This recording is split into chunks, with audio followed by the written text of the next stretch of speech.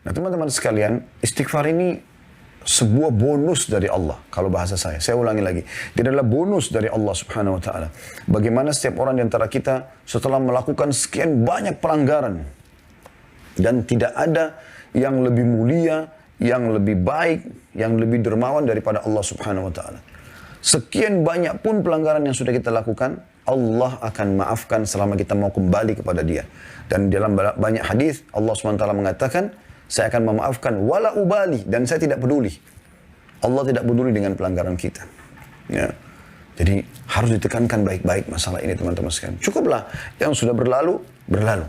Sampai kita bicara sekarang hari ini ke depan. Jadilah orang mukmin dan mukminah yang benar.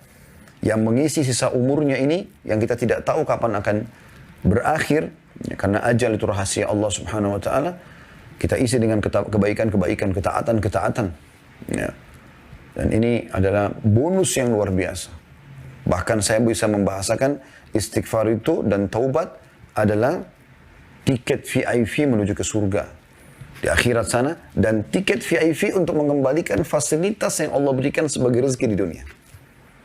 Ya, karena dengan taubat, kata Nabi SAW tadi hadis yang sudah saya bacakan, ya, taubat tajubu ma qablah. Taubat membersihkan semua kesalahan yang lalu. Jadi Anda sudah diputihkan. Pernah sudah diputihkan berarti fasilitas secara duniawi dari rezeki dan kebutuhan kita akan dikembalikan oleh Allah Subhanahu wa taala. Bahkan bisa ditambahkan karena kita lebih giat dalam patuh. Dan di akhirat pada saat meninggal kita masuk ke dalam surga. Lalu kenapa teman-teman kita tidak berusaha selalu istighfar? Itulah judul kita. Berusaha senantiasa istighfar. Tidak ada ruginya beristighfar itu. Pernah satu kali Imam Ahmad rahimahullah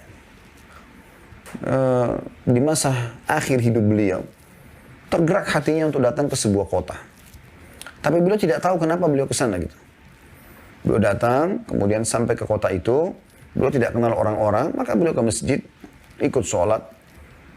Selepas sholat Isya di masjid tersebut, Imam Ahmad rahimahullah tidak dikenal oleh orang-orang di wilayah itu. Karena zaman dulu tidak ada foto kayak kita sekarang ya. Mudah dikenal, oh ini mukanya ustadz ini, kiai ini seperti ini. Mudah dikenal. Kalau sekarang zaman dulu tidak bisa. Kecuali orang bertemu langsung. Kemudian kita tahu, oh ini Ahmad bin Hanbal, oh ini Syafi'i, oh ini Abu Hanifah, oh ini Imam Malik, dan seterusnya. Ya.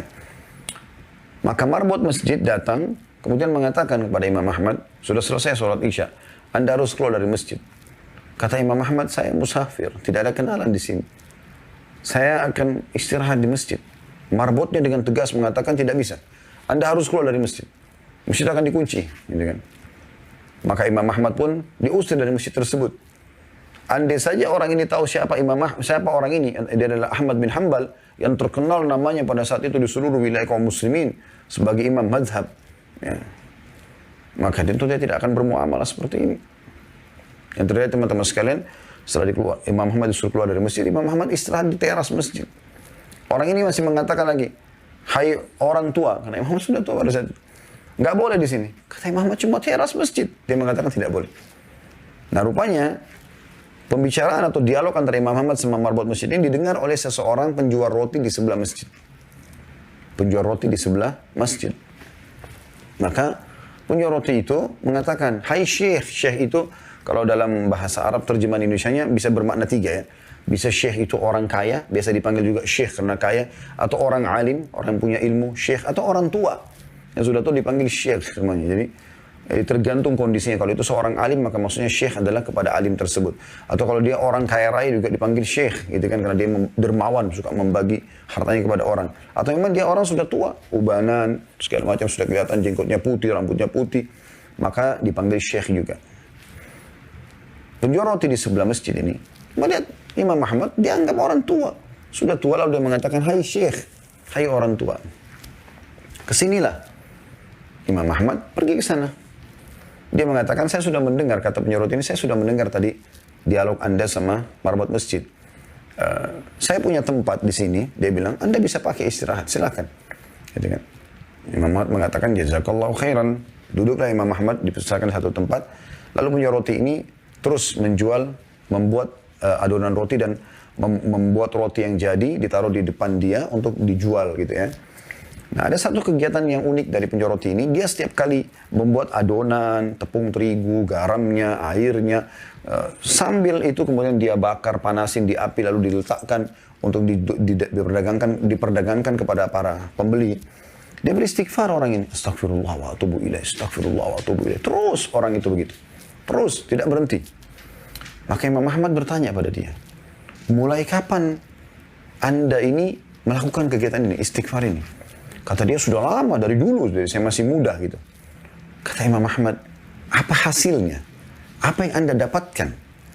Dan ini ciri orang beriman, teman-teman sekalian. Kalau ada sesuatu yang kita lihat atau satu perbuatan yang luar biasa dari sisi ibadah kepada Allah yang kita mungkin tidak pernah lakukan, harusnya kita bisa bertanya kepada orang-orang itu. Mungkin mereka punya kiat-kiat atau pengalaman hidup yang bisa mengubah keadaan kita, mengikuti dia lebih baik, lebih bertakwa kepada Allah SWT. Maka dia mengatakan, penyorot itu menjawab pada saat Imam Ahmad tanya, apa hasilnya dari istighfarmu ini? Semua ini, tidak pernah lisannya berhenti kecuali dia bicara sama Imam Ahmad. Astagfirullah wa atubu ilaih, astagfirullah. Terus. Jadi sudah nggak terhitung lagi jumlahnya. Maka dia pun mengatakan, semua yang saya minta kepada Allah sudah Allah kabulkan. Kecuali satu. Kata Imam Ahmad, apa yang satu yang Allah belum kasih itu?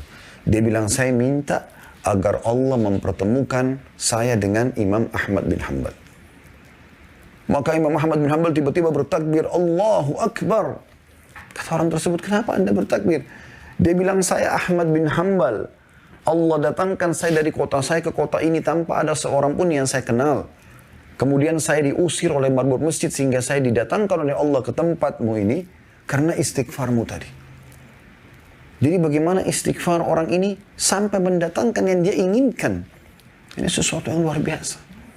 Bagaimana fasilitas dunia itu Allah berikan, kembalikan kepada dia. Ini baru di dunia, belum di akhirat. Ya, belum di akhirat. Dalam sebuah hadis Bukhari dijelaskan bahwasanya akan ada orang nanti diberikan derajat yang tinggi di surga. Dia sendiri tahu dia nggak mungkin sampai ke derajat itu. Dia mengatakan, dari mana wahai Tuhanku ini? Saya tidak merasa pernah mengerjakan amal-amal sehingga saya capai derajat ini. Apa kata Allah Subhanahu wa taala kepada dia? Itu istighfar anakmu untukmu. Jadi mengajarkan kepada anak agar memohon ampun buat orang tua, itu luar biasa. Istighfar meninggikan derajat di surga nanti. Bukan hanya sekedar masuk surga. Terus dengan istighfar yang ada, baik kita melakukannya atau kita orang lain yang memohon ampun kepada Allah untuk kita, maka akan sama hasilnya. Jadi teman-teman, luar biasa.